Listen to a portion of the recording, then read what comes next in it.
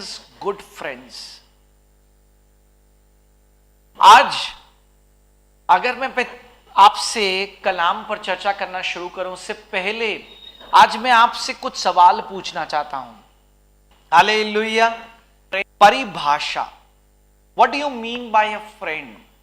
In fact there is a prerequisite of a friend. अगर मैं आपसे पूछूं एक मित्र होने के लिए कुछ खास जरूरतें होती हैं या कुछ चीजें होती हैं जिसको पूरा होना बहुत जरूरी है। आप जानते हैं वो क्या? 3 बातों का होना अनिवार्य है। It is mandate to fulfil the prerequisite when you call someone as a friend. First, the friend is not from a family. When you call someone, he is or she is my friend, that person does not belong to your family. जब आप किसी व्यक्ति को परिचय कराते हैं कि ये मेरा मित्र है, हालेलुया, तो वो मित्र जिसे आप परिचय कराते हैं वो आपके परिवार का नहीं होता, वो किसी और परिवार का होता है। मैंने कहा 3 बातें होनी अनिवार्य हैं। बट दूसरी बात, इन over a period of time that friend who was not from your family, he has become a part of your family. वो व्यक्ति जो आपका परिवार नहीं होता, पर कुछ ही समय में वो मित्र आपके परिवार जैसा होता है, तब आप उसे मित्र कहते हैं। आप हर एक को राह चलते व्यक्ति को मित्र नहीं कहते। आप किसको परिचय कराते हैं कि ये मेरा मित्र है? जिसको आप जानते हैं कुछ समय से और जिसके हर एक चीज को आप जानना शुरू कर देते हैं। Hallelujah. Sometimes you say no I know he is a friend of friend but he is not my friend. आज मैं आपको बताता हूं मित्र अलग अलग प्रकार के होते हैं, पर मैं आपको बताना चाहता हूं कि मित्र जब हम शब्द कहते हैं उससे पहले 3 बातों का अनिवार्य है, होना चाहिए, होता है। 3 प्रेक्विजिट्स हैं अगर आप किसी को अपना फ्रेंड कह के इंट्रोड्यूस कराते हैं। तीसरा, वो व्यक्ति जो ना कि आपके परिवार से होता है पर आपके परिवार का भाग बन जाता है। पर तीसरी बात, वो व्यक्ति आपके परिवार में सबको जानता है, चाहे व्यक्तिगत रूप से वो मिला हो या ना मिला हो, पर उसने शायद आपसे अपने परिवार वालों के बारे में सुना हो या वो कुछ लोगों से मिला हो, पर वो आपके परिवार में अधिकतर लोगों को जानता है। आप उसे मित्र कहते हैं। The person is the friend knows the family, not only you but he knows your family. He knows who is your wife, he knows who are your kids, he knows where do you stay and who are your relatives. वो कुछ ही दिन पहले एक स्थान पर गया था और हमें वहां पर एक इवेंट के लिए आमंत्रित किया गया था और उनकी एक्सटेंडेड फैमिली भी आई हुई थी बाहर से। और मुझे उस फैमिली के ब्रदर ने कहा, अरे आप इनको नहीं जानते? अगर आप इन ब्रदर को जानते हैं इतने सालों से तो आप इनको जरूर जानते हैं, क्योंकि ये तो इनके बहुत फास्ट फ्रेंड हैं, बहुत क्लोज फ्रेंड हैं और हर सुख दुख में इनके साथ रहते हैं। तब परमेश्वर की आत्मा ने मुझे कहा कि मैं तुझे एक प्रकाशन देता हूं। आप जानते हैं मित्र कई प्रकार के होते हैं। Friends are of many types. We have best friends, we have casual friends, we have friends of friends, and we have bad friends. Hallelujah. 4 प्रकार के मित्र होते हैं। अच्छा मित्र, एक मित्र या एक मित्र का मित्र या एक बुरा मित्र। हालेलुया। सहमत है आप मेरे से? मिलेंगे जो आपको इस्तेमाल करेंगे, जिसे हम कहते हैं फ्रेंड्स विद बेनिफिट्स। आज इन परिस्थितियों में इस संसार में ऐसे बहुत से लोग भरे हैं जिन्हें आपसे फायदा चाहिए और जो आपके करीब आते हैं ताकि किसी भी रीति से जो भी चीज का फायदा वो आपसे चाहते हैं बस वो फायदा लेने पाए। कुछ लोगों को समय का फायदा चाहिए, बोर हो रहे हैं, चलो यार इसके पास चलते हैं, टाइम पास हो जाएगा। ये भी टाइम वेस्ट करते हैं, फोन मिला देंगे, काम कुछ नहीं है, इधर उधर की बातें करेंगे। Bad friend. Hallelujah, praise the Lord. आप सहमत है मेरे? यूहन्ना 15वां अध्याय वचन 15। John chapter 15 verse 15। यूहन्ना 15वां अध्याय वचन 15। आइए हम सब एक साथ इस वचन को पढ़ते हैं। I no longer call you servants, because servant does not know his master's business. Instead, I have called you friends. For everything that I learned from my Father, I have made known to you. यूहन्ना 15वां अध्याय वचन 15। अब से मैं तुम्हें दास ना कहूंगा, क्योंकि दास नहीं जानता कि उसका स्वामी क्या करता है, परंतु मैंने तुम्हें मित्र कहा है, क्योंकि मैंने जो बातें अपने पिता से सुनी वे सब तुम्हें बता दी। मैं मनन कर रहा था परमेश्वर से, परमेश्वर आपने हमें मित्र कहा और कहा अब से मैं तुम्हें अपना दास नहीं कहूंगा, और आप कभी नहीं बदलते। इब्रानियों 13वां अध्याय वचन 8, Hebrews chapter 13 verse 8, it is written, Jesus is still the same today, tomorrow and forever. यीशु मसीह कल, आज और युगा युग एक से हैं। परमेश्वर यीशु मसीह ने साक्षात अपने चेलों से कहा, we all are disciples of Jesus Christ. Is there anyone who say that I'm not a disciple of a Jesus Christ? हम सब मेरे प्रियजनों परमेश्वर यीशु मसीह के चेले हैं। हालेलुया। क्या यहां पर कोई है जो कहता है कि मैं इस बात से सहमत नहीं और मैं यीशु मसीह का चेला नहीं? हम सब यीशु मसीह के चेले हैं। यीशु मसीह ने अपने चेलों से यह बात कही, अब से मैं तुम्हें दास ना कहूंगा, क्योंकि दास नहीं जानता कि उसका स्वामी क्या करता है, परंतु मैंने तुम्हें मित्र कहा है, क्योंकि मैंने जो बातें अपने पिता से सुनी वे सब तुम्हें बता दी। और मैं मनन करने लगा कि परमेश्वर ने अपने आप को मित्र कहा। इसका मतलब बाइबल के अनुसार उस मित्रता के, उस अच्छे मित्र के सारे ट्रेट बाइबल में पाए जाने चाहिए परमेश्वर के लिए। उस अच्छे मित्र की श्रेणी के लिए, हालेलुया, अगर परमेश्वर ने हमें अपना मित्र कहा और जब परमेश्वर ने अपने आप को मित्र कह के उपस्थित किया, प्रस्तुत किया, तो इसका मतलब परमेश्वर में वो मित्र के सारे गुण, सारे लक्षण मौजूद होने चाहिए जो एक मित्र के होते हैं। हालेलुया। देखिए, आज मैं आपको बाइबल से बताता हूं परमेश्वर की उस चरित्र को। आइए हम सब बाइबल से भजन संहिता 139, I think I may be mistaken in calling out, but if I am not mistaken it is 139।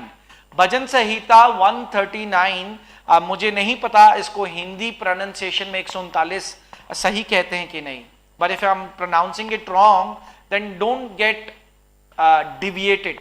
अगर मैं गलत बोल रहा हूं तो आप प्लीज मत गलत राह पर जाइएगा। 139 भजन संहिता 139, भजन संहिता आई थिंक इट इज 139, और हम वचन पढ़ेंगे 1 से 7।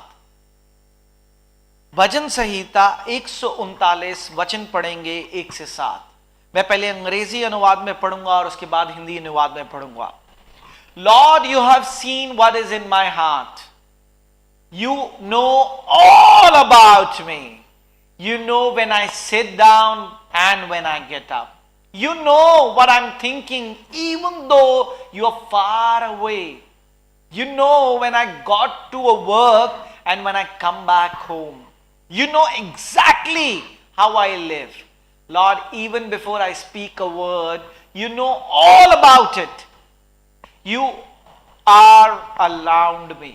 You are behind me and in front of me. You hold me in your prayer.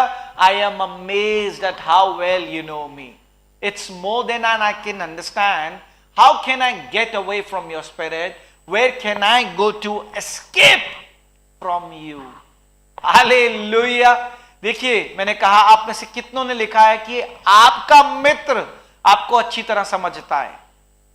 यहां बाइबल बताती है, सॉन्ग ऑफ डेविड, हे यहोवा तूने मुझे जान लिया है। तू मेरा उठना बैठना जानता है और मेरे विचारों को दूर ही से समझ लेता है। मेरे चलने और लेटने की तू भली भांति छानबीन करता है और मेरी पूरी चाल चलन का भेद जानता है। हे यहोवा मेरे मुंह में ऐसी कोई बात नहीं जिससे तू पूरी रीति से ना जानता हो। तूने मुझे आगे पीछे घेर रखा है और अपना हाथ मुझ पर रखे हुआ है। यह ज्ञान मेरे लिए बहुत कठिन है, यह गंभीर और मेरी समझ से बाहर है। मैं तेरी आत्मा से भाग कर किधर जाऊं, वह तेरे सामने ही से किधर भागूं।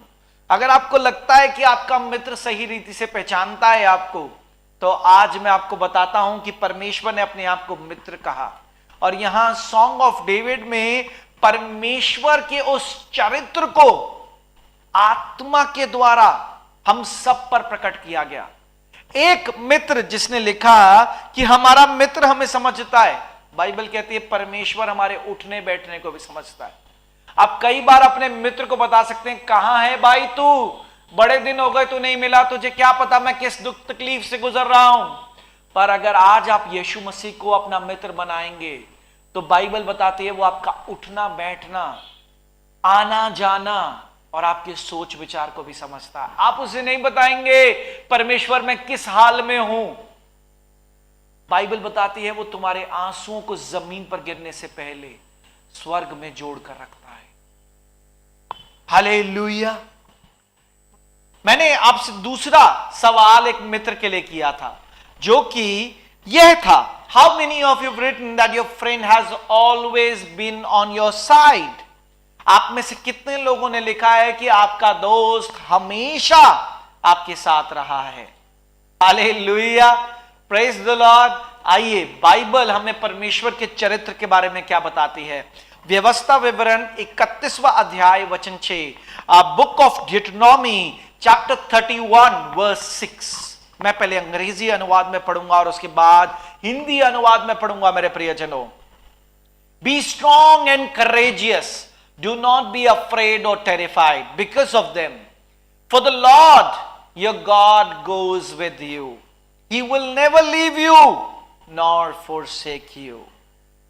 तू हिया बांध और दृढ़ हो, उनसे ना डर और ना भयभीत हो, क्योंकि तेरे संग चलने वाला तेरा परमेश्वर यहोवा है। वह तुझको धोखा ना देगा और ना छोड़ेगा। वो हमेशा आपके साथ रहता है। आप कई बार उसको छोड़ देते हैं, पर वो आपको कभी नहीं छोड़ता।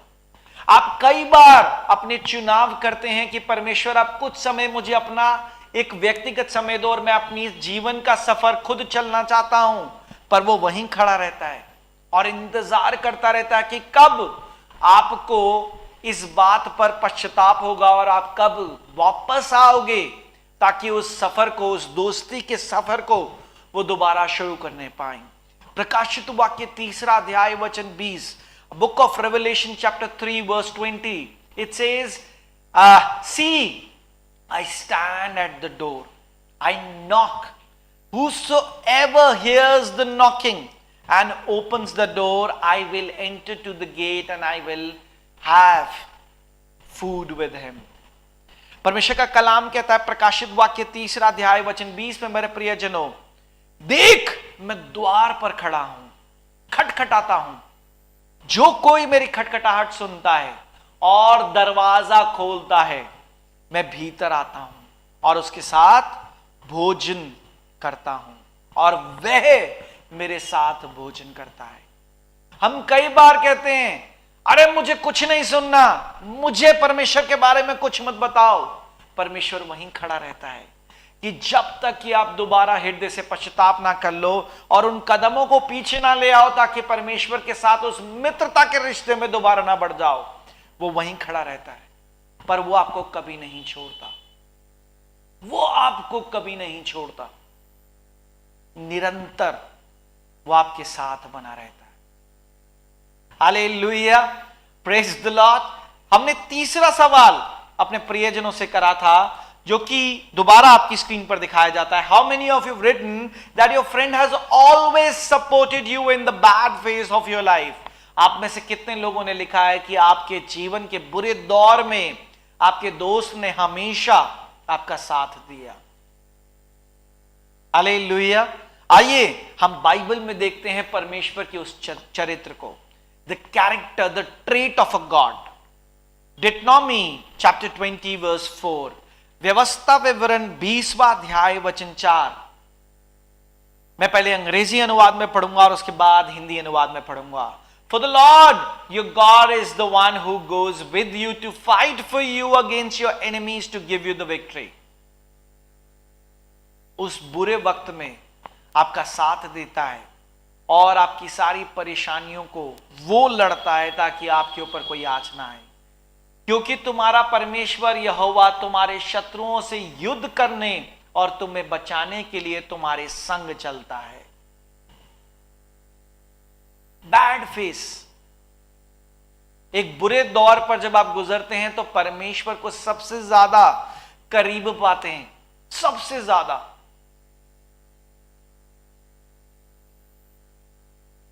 Hallelujah, praise the Lord. आइए हम उस चौथे सवाल में चलते हैं जो बहुत से प्रियजनों से मैंने पूछा। How many of you written that your friend has never back stabbed you? आप में से कितने लोगों ने लिखा है कि आपके दोस्त ने आपको कभी पीठ में छुरा नहीं घोंपा? Hallelujah. This one is tough in Hindi. भजन संहिता 79, आई थिंक, भजन संहिता 79 वचन 33, साम 89 वर्स 33। मैं पहले अंग्रेजी अनुवाद में पढ़ूंगा और उसके बाद हिंदी अनुवाद में पढ़ूंगा। But I will not break off my loving kindness from him, not deal falsely in my faithfulness. परंतु मैं अपनी करुणा उस पर से ना हटाऊंगा और न सच्चाई त्याग कर झूठा ठहराऊंगा। वो कभी भी आपको झूठा नहीं ठहराता और अपने आप को झूठा नहीं ठहराता। He has never backstabbed you. कई बार अच्छे अच्छे मित्र से आप एक्सपेक्ट करते हैं कि यार इस मुश्किल दौर पर वो मेरे साथ होना चाहिए था, पर वो नहीं हो पाता किसी कारणवशात। पर अगर आप वाकई ही परमेश्वर को अपना मित्र बनाएंगे तो परमेश्वर आपके हर एक जीवन के दौर पर आपके साथ खड़ा पाएंगे, हर एक दौर पर, हर एक दौर पर। मैं एक गवाही शेयर करता हूं, एक गवाही। आप इसे एक अलग तरीके से मत लीजिएगा, ये एक सच्ची गवाही है। मेरे किसी जानकार की गवाही है। हालेलुया। वो जानकार मुस्लिम फैमिली में पैदा हुए, मुसलमान परिवार में पैदा हुए, और जब कुछ वो बड़े हुए, अपने होशोवास में आए, तब सच्चाई उनके ऊपर प्रकट हुई और उन्होंने परमेश्वर यीशु मसीह को अपना उद्धारकर्ता के रूप में ग्रहण किया। हालेलुया। मैं उनको जानता हूं, व्यक्तिगत रूप से मैं जानता हूं। ये गवाही है उनके जीवन की। उनका आधा परिवार उस समय मुसलमान था और आधा परिवार मसीह में आ चुका था। परमेश्वर ने ऐसा अद्भुत कार्य किया, वो भाई परमेश्वर में आए, उसके बाद उनके परिवार के कुछ और जन परमेश्वर में आए। कट्टर मुसलमान, मौलवियों के खानदान में वो पैदा हुए और कट्टर मुस्लिम फैमिली में पैदा हुए। जब वो अपने होशोवास में आए तब उन पर ये सत्य प्रकट हुआ और उन्होंने अपने किसी जोर जबरदस्ती से नहीं, पर उन्होंने परमेश्वर यीशु मसीह को अपना उद्धारकर्ता के रूप में ग्रहण किया और बहुत सी चुनौतियों से गुजर रहे थे, बहुत से सताव से गुजर रहे थे। परिवार के बीच में आधा परिवार उस समय तक मसीह बन चुका था और आधा परिवार मुसलमान था, और इस वजह से उनके परिवार का माहौल बहुत तनाव भरा था। आपस में लोग बात नहीं करते थे। मुसलमान जो परिवार के जन थे उनका एक अपना गुट बन गया था, अपनी एक संगति बन गई थी, और जो मसीह में आ गए थे उनका एक अपना गुट और एक अपनी संगति बन गई थी। और कुछ ऐसा हुआ कि उनकी अम्मी का फौत हो गया। उनकी मम्मी जो उनकी वालनाइन थी वो परमेश्वर में सो गई, खुदावंद में सो गई, और अब उनको दफनाने के लेके बहुत से विवाद होने लग गए, क्योंकि जो भाई मसीह में आ गए थे उनका ये कहना था कि अम्मी ने जाते जाते परमेश्वर को कबूल कर लिया था, जीवित परमेश्वर को कबूल कर लिया था। पर बाकी जो भाई थे और जो बाकी परिवार थे वो इस बात पर बिल्कुल गौर नहीं फरमा रहे थे, और वो चाह रहे थे कि जो भी इंतकाल के बाद जो भी चीज़ें जो क्रिया करी जाती हैं वो सब एक मुसलमान धर्म से की जाएं, एक मुस्लिम धर्म से की जाएं। और वो बहुत परेशान हो गए और बहुत खेदित हो गए, और वो कह रहे थे कि उनकी जो मम्मी थी, मैं नहीं जानता पर ये उनकी गवाही है, कि जाते जाते मतलब डेथ से कुछ 1-2 दिन पहले, 3 दिन पहले उन्होंने सच्चे उद्धारकर्ता के रूप में परमेश्वर को ग्रहण कर लिया था, और परमेश्वर यीशु मसीह को ग्रहण कर लिया था। और यहाँ पर वो कब्रिस्तान में उनका परिवार लड़ रहा है, और उनका भाई और उनके परिवारजन कह रहे हैं कि नहीं, अम्मी ने परमेश्वर को ग्रहण कर लिया था, अम्मी को यहाँ मत दफनाओ, ये मुसलमानों के कब्रिस्तान में मत दफनाओ, इनको मसीहों के कब्रिस्तान में दफनाओ। पर उनकी एक बात ना सुनी गई, क्योंकि उनके बड़े भाई थे और कुछ भी इस बात पर उनकी नहीं सुनी गई, और जैसे भी क्रिया थी वैसे कर दी गई मुस्लिम धर्म के हिसाब से। और वो रात को बहुत रो रहे थे, परमेश्वर से प्रार्थना कर रहे थे और कह रहे थे परमेश्वर मैं अपने भाइयों को कभी माफ नहीं कर सकता, मैं जब से आपको जाना है परमेश्वर आपने मुझे माफ करने का तोड़ा दिया है, पर परमेश्वर आज जो ये काम कब्रिस्तान में हुआ है इसके बाद मैं इन लोगों की शक्ल नहीं देखूंगा और मैं इनके पास कभी वापस नहीं आऊंगा और मैं यहां से चला जाऊंगा। और वो रो रहे हैं, रो रहे हैं, रो रहे हैं, रो रहे हैं, बहुत रो रहे हैं, और अपने आप को बहुत टूटा हुआ और अकेला महसूस कर रहे हैं। हालेलुया। उसी समय, इससे पहले उन्होंने ऐसा कभी भी अनुभव नहीं किया था, उसी समय जिस कमरे में वो प्रार्थना कर रहे थे और गिड़गिड़ाकर रो रहे थे और बहुत गुस्से में थे और कह रहे थे मैं बार बार कह रहा था कि मैं अपने भाइयों को, उस परिवार के जनों को कभी माफ नहीं करूंगा और मैं इनकी शक्ल भी नहीं देखूंगा, तब उनके साथ कुछ ऐसा हुआ कि उनके कमरे में अचानक से खुशबू आनी शुरू हो गई। मैं ये तो नहीं कहूंगा, उनका कहना यह अनुसार था कि गुलाब के पत्तों के समान, पर वो गुलाब की पत्तियां नहीं थी और वो खुशबू बढ़ने लग गई और अचानक से मेरा गुस्सा शांत होना शुरू हो गया। और उसके बाद परमेश्वर साक्षात मेरे सामने थे और उन्होंने कहा जो कुछ हुआ तू माफ कर, क्योंकि मैंने कभी ये नहीं सिखाया कि तुम किसी के लिए बैर रखो। और रही बात तेरी अम्मी की, तो तेरी अम्मी जिसने परमेश्वर को कबूला है वो मेरे पास है, अब तुझे उसकी वो कब्र चाहिए या वो जीवित अमृत चाहिए। और वो बिल्कुल शांत हो गए। आज वो प्रभु के दास हैं, आज वो क्रिश्चियन ऑर्गेनाइजेशंस के साथ काम कर रहे हैं और बहुत से मुसलमान फैमिलीज में वो काम कर रहे हैं और परमेश्वर का जीवता कलाम पहुंचा रहे हैं। मैं उनको व्यक्तिगत रूप से जानता हूं। बहुत मुश्किल होता है इस दौर से गुजरना। और कह रहे मैं बिल्कुल शांत हो गया, यीशु मसीह मेरे साक्षात सामने खड़े थे और मैं उस गुलाब की पत्तियों की खुशबू में खो गया और मेरा गुस्सा बिल्कुल शांत हो गया। और इतना ही नहीं, जैसे वो प्रार्थना कर रहे थे परमेश्वर ने उन्हें उस स्थान से निकाला। वो वाकई चाह रहे थे कि परमेश्वर मैं अब इस स्थान पे नहीं रह पाऊंगा और वाकई मैं आपके कार्य को करना चाहता हूं और खुल के कार्यों को करना चाहता हूं। आज वो सिंगापुर में एक क्रिश्चियन कम्युनिटी, क्रिश्चियन ऑर्गेनाइजेशन के साथ जुड़े हैं और आत्माओं को बचा रहे हैं। ये उनकी साक्षात गवाही है। साक्षात वो कह रहे हैं कि मैं इतना परेशान था मैंने खाना तक छोड़ दिया था और कह रहे थे कि जैसे मुझे लग रहा था कि मेरी एक नस इतनी तेज दौड़ रही थी कि जैसे वो नस फट जाएगी, पर मैं बिल्कुल अपने गुस्से से बाहर नहीं आ पा रहा था। क्यों? क्योंकि वो अपने भाइयों से एक्सपेक्ट कर रहे थे। हम भी कई बार अपने मित्रों से एक्सपेक्ट करते हैं, पर कई बार उनकी भी परिस्थितियां, उनकी भी चुनौतियां उन्हें मजबूर कर देती हैं कि वो हमारी सहायता नहीं कर सकते। पर अगर आज आप अपनी दृष्टि घुमाओ और अगर अपने उस सच्चे मित्र पर रखो, तो हर परेशानियों में आपका मित्र आपके साथ पाया जाएगा, आपके साथ पाया जाएगा। एक और गवाही मैं आज आपके साथ शेयर करता हूं, प्रॉफिट शेफर्ड बुशरी जी की। आई होप अधिकतर लोगों ने उनका नाम सुना है। प्रॉफिट ह्यूबर्ट एंजल जी के, मेरे स्पिरिचुअल फादर के वो स्पिरिचुअल सन हैं, प्रॉफिट शेफर्ड बुशरी जी। अभी कुछ ही समय पहले उनकी बहुत अजीज बिटिया जो कुछ 11-12 साल की थी, वो प्रभु में सो गई, और ऐसे हालात बने, ऐसी परिस्थितियां बनी कि वो आखिरी समय पर अपनी बिटिया को देख भी ना पाए,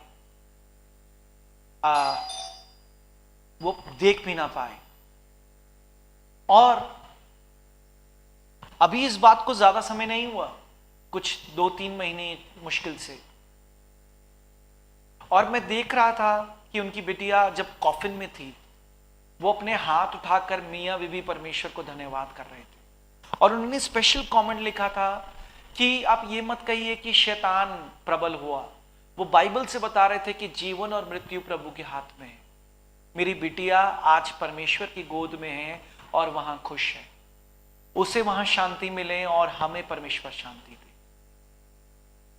कई बार आप ऐसी परिस्थितियों, परेशानियों से गुजरते हो जहां आप लोगों पर भरोसा करते हो। बाइबल बताती है भजन संहिता में, परमेश्वर पर भरोसा करना मनुष्यों पर भरोसा करने से बेहतर है। हम कई बार अपने मित्रों पर भरोसा करते हैं, अरे मैं उसको जानता हूं, वो करा देगा। कराने वाला परमेश्वर है। आज अपने मित्र पर भरोसा करो। मैंने कहा आज सभा के अंत होने से पहले हम सबको सीखना है कि हमें परमेश्वर से मित्रता करनी है। जैसे आप अपने मित्र से मिलने के लिए बेचैन होते हो, जैसे आप अपने मित्र से मिलने के लिए उत्तेजित होते हो, वैसे ही आपको परमेश्वर के लिए होना चाहिए। तब आप अपने परमेश्वर के उस मित्रता के रिश्ते को कायम रखते हो। हालेलुया। आइए मैं आपसे एक और आखिरी सवाल जो मैंने आज आपसे किया था, दोबारा आपकी स्क्रीन पर दिखाता हूं।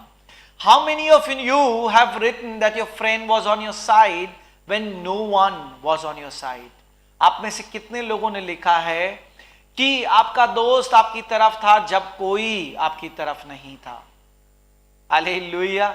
आइए आज हम बाइबल में से देखते हैं परमेश्वर के उस चरित्र को।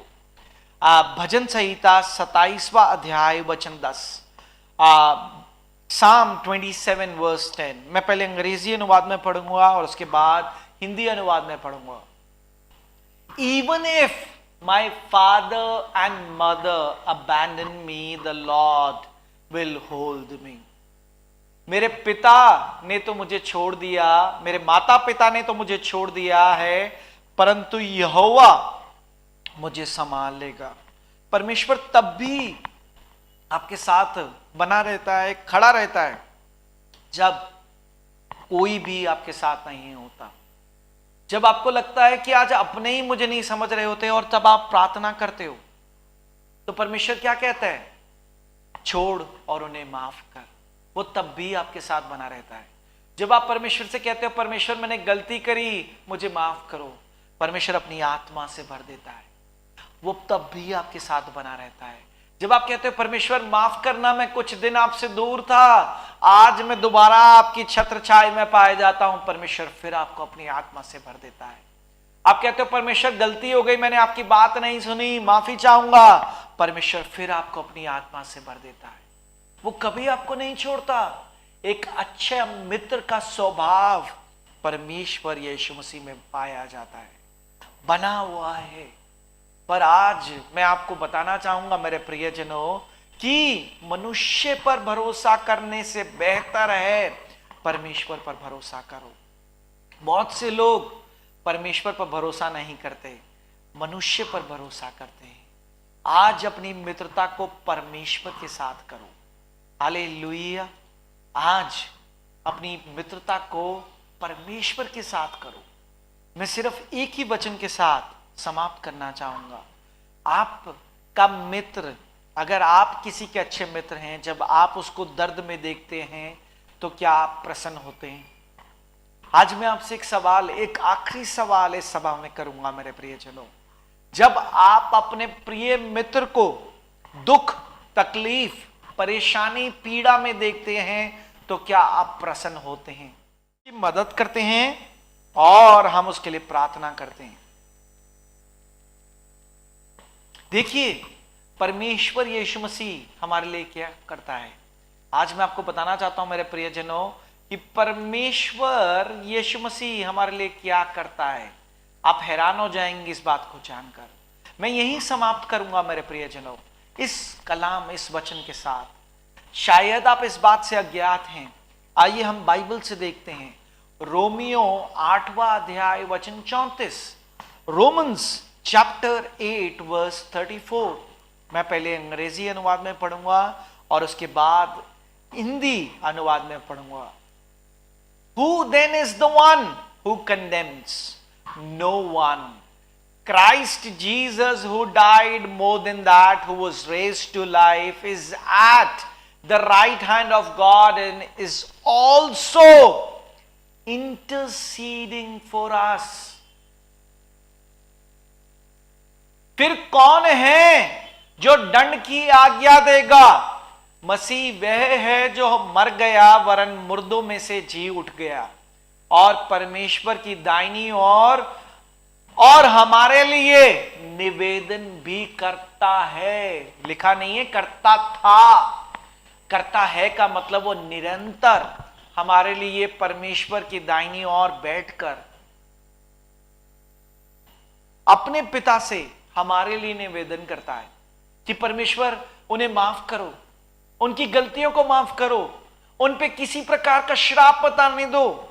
परमेश्वर मेरे संतान पर अब दुख नहीं सहा जाता, बस करो और इसको आशीष दे दो। परमेश्वर आज भी हमारे लिए निवेदन कर रहा है। एक अच्छा मित्र, he has the complete and the perfect trait of a best friend. We need to admit it. परमेश्वर यीशु मसीह में एक प्रिय मित्र होने की सारी चरित्र हैं। हमें आज पहचानने की जरूरत है, हमें आज अंगीकार करने की जरूरत है। जब आपके आर्थिक जीवन में, आत्मिक जीवन में गड़बड़ियां चलती हैं, तब भी परमेश्वर हमारे लिए निवेदन करता है। कोई आपके लिए प्रार्थना करें या ना करें, परमेश्वर निरंतर हमारे लिए प्रार्थनाएं करता है।